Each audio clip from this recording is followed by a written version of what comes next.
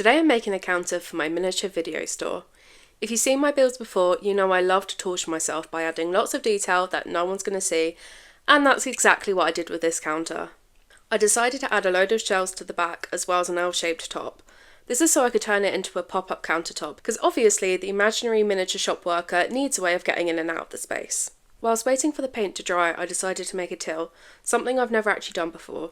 This is where a 3D printer would have really come in handy, but I had to make do with my brain and my laser cutter.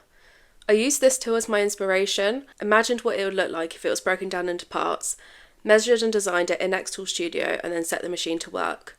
I was actually going to make the drawer of the till functional and put small notes in there, but I stopped myself after realising not everything has to be detailed, no matter how much I want it to be. After gluing it all together and painting it, I used Photoshop to make an image of all of the buttons, and then stuck this tiny receipt on top to make it look like it was coming out of the till. Once the counter had dried, I covered it with some more movie posters and added a few stickers, including a couple from one of my favourite movies, 10 Things I Hate About You. Now, to decorate the top, I found a HBO magazine from the 90s, stitched it together and then folded it like a book, so you could still turn through the pages. I also made up some more tapes for a returns pile. It's hard to tell, but we've got Pretty Woman, Mrs. Doubtfire, Shrek and Star Wars Episode 4. This might be my favourite detail.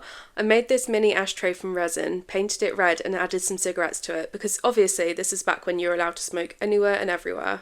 I got this yellow plastic bag the other day from a delivery and I immediately knew I had to use it in the shop, so I very awkwardly cut out and made some tiny versions of the bag and stored them in the shelves behind the counter. And into the shop it goes. Let me know what you guys think so far and follow along for part 5.